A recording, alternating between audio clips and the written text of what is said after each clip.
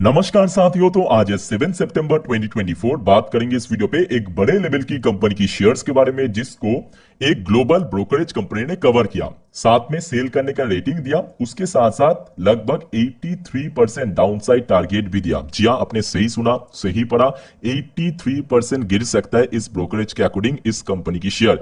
क्या है इस पीछे का रीजन, क्यों 80% से ज्यादा नीचे डाउनसाइड टारगेट दिया, सब कुछ हम डिटेल में जानेंगे। साथ में कंपनी यानी शेयर्स का नाम, क्या कंपनी फंडामेंटल वीक है, बहुत स्ट्रांग है, क्या मामला है, सब कुछ हम डिटेल में बातचीत करेंगे। और मोस्ट इंपॉर्टेंट, आपका आगे का रणनीति क्या हो सकता है। ठीक है, तो यहां पे आप देख सकते हो दोस्तों स्क्रीन के ऊपर कंपनी का मार्केट वैल्यूएशन कितना है, 93,000 करोड़। तो मतलब कोई छोटे मोटे कंपनी की बात नहीं हो रहा है, ये बहुत ही पॉपुलर, बहुत ही बड़े लेवल की कंपनी है, जो कि ऑलरेडी लास्ट डे देखिए मार्केट गिरावट होने के साथ साथ शेयर ऑलरेडी 11% क्रैश हो गया। ये दोस्तों वही शेयर है जिसको मैं एकदम डे वन से, जब से ये चैनल मैं ओपन किया था तब से लेके अभी तक लगातार आपको इग्नोर करने का राय दिया था। आप अगर इस चैनल को रेगुलर फॉलो करते हो, आपको बहुत अच्छे से याद होगा, मैं आपको बार बार, चाहे पोर्टफोलियो रिव्यू की वीडियो में या अलग कोई भी वीडियो में हो, बार बार कहा था कि कंपनी की बैलेंस शीट को पढ़िए, कंपनी की फंडामेंटल को ऑब्जर्व कीजिए, कंपनी को कितना डेट है, हाथ में कितना रिजर्व है, प्लेट शेयर कितना है, सब कुछ आपको डिटेल में जानना देखना चाहिए। उसके ऊपर बेस करके आपको इन्वेस्ट करना चाहिए। लास्ट डे देखिए मार्केट की सेंटीमेंट वैसे ही वीक था, काफी कमजोर था, शेयर गिरा।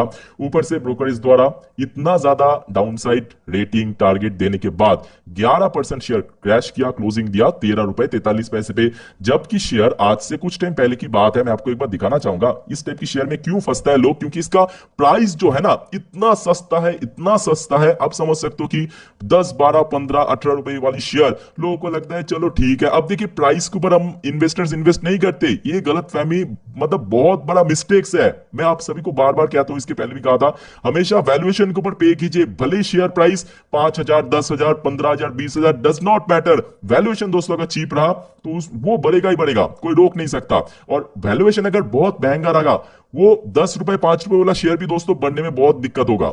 आइए आप देख लेते हैं मामला क्या है, उसके बाद हम पूरा चर्चा करेंगे, फुल्ली कंपनी की फंडामेंटल को खोल के रखेंगे। तो ये दोस्तों न्यूज की headline, Vodafone Idea share can crash up to 83% to just rupees 2.5, ₹2.5 तक पहुंच सकता है। ये कौन का? गोल्डमैन सैच की तरफ से, जो कि एक ग्लोबल ब्रोकरेज कंपनी है। अच्छा, गोल्डमैन सैच ने बता दिया, इसका मतलब ये नहीं कि हाँ डेफिनेटली होगा, बट हाँ कंपनी का अगर फंडामेंटल बैलेंस शीट वही अगर वीक रहा, दुर्बल रहा, तो दोस्तों गिर सकता है, पॉसिबिलिटी है, इसमें कोई बड़ी बात नहीं है। अच्छा, आप जानना यह होगा कि गोल्डमैन सैच ने क्या एक्चुअल में तर्क दिया है, क्या इसके पीछे का ठोस वजह है। आइए देख लेते हैं कि गोल्डमैन सैच की तरफ से क्यों ऐसा कहा गया कि शेयर 83% गिरेगा। यहां पे आपको सब कुछ मालूम पड़ जाएगा। तो देखिए, Vodafone Idea trade at 24 times, ज्यादा, ठीक है। उसके साथ साथ देखिए EV EBITDA and almost 100% premium to Bharti and Jio. आप जरा सोच के बताइए, इस सेक्टर की दो शेयर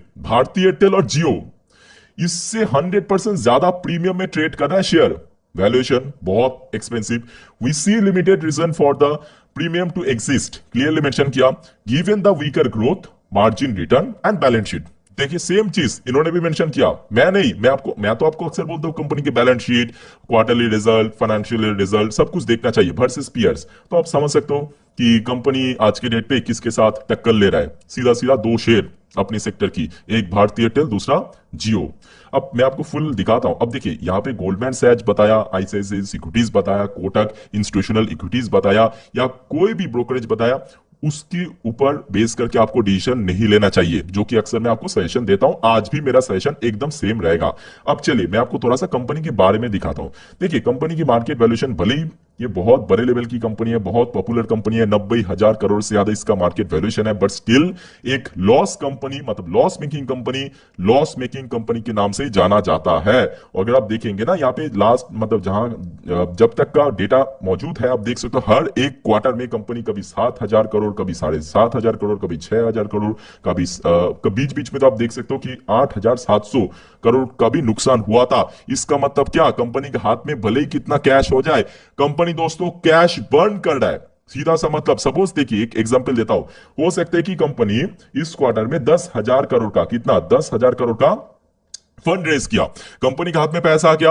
अब कंपनी नेक्स्ट क्वार्टर में जैसे ही ऐसे ही 6,500-7,000 करोड़ की नुकसान करेगा, क्या हो जाएगा, वो कैश बर्न हो जाएगा। तो मतलब कंपनी की व्यापार जो बिजनेस मॉडल है उसमें दोस्तों बहुत गलती है, जिसके चलते कंपनी के हाथ में कितने भी कैश आ जाए, अगर आ जाए फिर भी कंपनी क्या करे, उसको कैश बर्न कर रहा है। यहां पे आपके सामने आप देख सकते हो, यहां पे देखिए, यहां पे जो भी मैं आपको बताता हूं ना वो फुल डेटा के ऊपर बेस करके, मेरा मनगढ़ंत कहानी नहीं, ठीक है। और अगर एक एक फाइनेंशियल ईयर की बात करें तो आप समझ सकते हो कि कितना कितना कैश बर्न किया है हर एक फाइनेंशियल ईयर पे। ये देखिए लॉकडाउन का तो बात ही अलग है, मतलब यहाँ पे समझ सकते हो 44,000 करोड़, यहाँ पे आप देख सकते हो 28,000 करोड़, उसके बाद 29,000 करोड़, 30,000 करोड़। तो आप समझ सकते हो ना कि कंपनी की बैलेंस शीट कितना खराब, कितना वीक है। और मुझे सोच के जान के बहुत अफसोस होता है, लिटरली मैं बोल रहा हूं कि लोग ये सारे डेटा, ये सारे बैलेंस शीट, ये सारे जो डॉक्यूमेंट्स है जाने बगैर कैसे मतलब अंधाधुन इन्वेस्ट करता है। आप समझ रहे हो ना मेरे बात, मैं क्या बोलने की बार बार कोशिश कर रहा हूं। जी हाँ, इस चीज को आपको जानना बहुत जरूरी है। अब देखिए मैं आपको एक और डेटा दिखाता हूं, ये तो खैर कुछ भी नहीं है, और कंपनी के ऊपर अगर आप डेट देखेंगे ना, आप देख के लिटरली पागल हो जाएंगे। कंपनी के मार्केट वैल्यूएशन अभी हमने क्या देखा, नियर अबाउट 90,000 करोड़ के आसपास। अच्छा, कंपनी को कर्जा कितना मालूम है, मतलब कंपनी अगर खुद को बेच भी देंगे ना तो वो भी ये कर्जा दोस्तों अभी चुका नहीं सकता। 2 लाख करोड़ से ज्यादा कर्जा है कंपनी को, डेट लेके रखा है। तो आप समझ सकते हो कि मैं क्यों बार बार इस टाइप की शेयर को इग्नोर करने का राय दे रहा हूं। अब देखिए कंपनी के हाथ में कैश कितना है 450 करोड़। भाई आप 450 करोड़ से अंबानी जी से पंगा लोगे, मित्तल जी से पंगा लोगे, हाँ 450 करोड़ से। तो आप समझ रहे हो ना कि यहाँ पे गोल्डमैन सैच का जो रेटिंग आया है, जो टारगेट आया है, वो मैं पूरा एग्री करता हूं कि ये बिल्कुल ₹2.5 के आसपास पहुंच सकता है, ठीक है। बाकी दोस्तों आपका क्या विचार है इस बारे में, प्लीज कमेंट करके बताइए। अच्छा, एक और मैं आपको डेटा दिखाता हूं, चलो ठीक है सब कुछ। यहां पे अगर आप देखेंगे ना लेटेस्ट जो कंपनी के मार्केट शेयर, मतलब जो भारत के अंदर टेलीकॉम सेक्टर में जो मार्केट शेयर है, ये डेटा मैं आपको दिखा रहा हूं दिसंबर 2023 का। 2024 का डेटा दिसंबर पे आएगा, मतलब साल में एक बार आता है अंत पे, ठीक है। उसमें हमने देखा रिलायंस जियो, मैं आपको और जूम करने की कोशिश कर रहा हूं, एक मिनट रुकिए। ये देखिए रिलायंस जियो के पास 39.7% की मार्केट शेयर है, मार्केट कैप्चर है। भारती एयरटेल के पास 33% की मार्केट शेयर है, यानी मार्केट कैप्चर है। मजेदार बात यह है रिलायंस जियो और भारती एयरटेल लगातार गेन कर रहा है, मतलब जो कस्टमर बेस है ना वो इंक्रीज हो रहा है। जबकि वोडाफोन आइडिया का इसके पहले हमने देखा था 20, 25, 30% के आसपास था, और लगातार मतलब एकदम ग्रेजुअली ड्रॉप हो रहा है। किसका, वोडाफोन आइडिया का। और इस बार देख लेना मेरा बात को, मार्क माई वर्ड, 2024 की जो डेटा आउट होगा ना उसमें 15% का भी नीचे पहुंच जाएगा, देख लेना बस आप, 15% के भी नीचे पहुंच जाएगा वोडाफोन आइडिया का शेयर। और दूसरी देखिए एक बहुत बड़ा मैं बोलूंगा वजह ये भी है 5G, जहां पे जियो भारती एयरटेल कब का लॉन्च कर चुका है, वही अगर हम वोडाफोन आइडिया आप देखिए उसको लेके इतना स्ट्रगल कर रहा है। तो आप समझ सकते हो ना, एक तो बैलेंस शीट में भी पीछे, कंपनी की डेट स्ट्रक्चर में भी इतना पीछे, मार्केट शेयर में इतना पीछे, कंपनी की व्यापार जो है बिजनेस वो इतना वीक है, और दूसरी बात कंपनी की मार्केट शेयर वो लगातार ड्रॉप हो रहा है। कंपनी टेक्निकल पैरामीटर पे, टेक्नोलॉजिकल पैरामीटर पे वो भी पीछे है। तो आप समझ सकते हो कि कितना ज्यादा वीक फंडामेंटल वाली कंपनी है। और ये सच में मुझे बहुत अफसोस है कि लोग इस टाइप की शेयर में अंधाधुन पैसा इन्वेस्ट करते हैं सिर्फ ये देख के कि शेयर की प्राइस 10-15 रुपए है, ठीक है। ये देखिए लास्ट डे कारोबार 190 करोड़ से ज्यादा शेयर ट्रेड हुआ। हो सकता है क्योंकि शेयर प्राइस बहुत कम है, 190 करोड़ होना कोई बहुत बड़ी बात नहीं है। पर डिलीवरेबल परसेंटेज देखिए, ये जो बड़े इन्वेस्टर्स शेयर को पुश किया था 18 रुपए तक, ये देखिए आज से तकरीबन 2 महीने पहले की बात है, 18-19 तक पहुंच गया था। अब देखिए अब शेयर में जब गिरावट हुआ 2 महीने के अंदर, एक ये देखिए कितना गिरावट हुआ, देखिए आपके सामने मैं दिखा रहा हूं, 27% गिर गया। और ये आगे और 50% भी गिर सकता है, इसको मान के चलिए हाँ गिरेगा।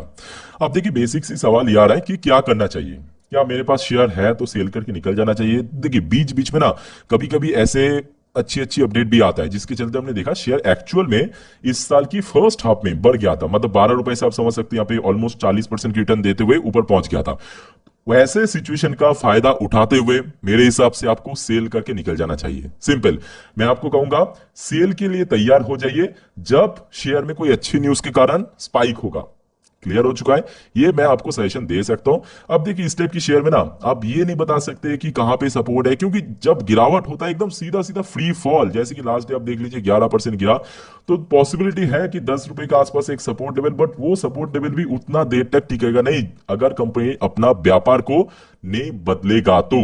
क्लियर हो चुका है। हाँ, अगर बिजनेस मॉडल चेंज किया या कुछ ऐसा रणनीति अपनाया कि जो कंपटीटर है जियो या भारती एयरटेल उसके पास से क्लाइंट बेस धीरे धीरे वोडाफोन आइडिया के पास आ जाए, उस केस में चेंज हो सकता है, सिनेरियो बदल सकता है। बट फिलहाल के लिए मैं कह सकता हूँ कि नेक्स्ट जो आज की डेट में मतलब जो सिनेरियो चल रहा है ना, नेक्स्ट 2 से 3 साल तो इम्पॉसिबल लग रहा है कि रिलायंस जियो और भारतीय एयरटेल के पास से क्लाइंट बेस छीनना।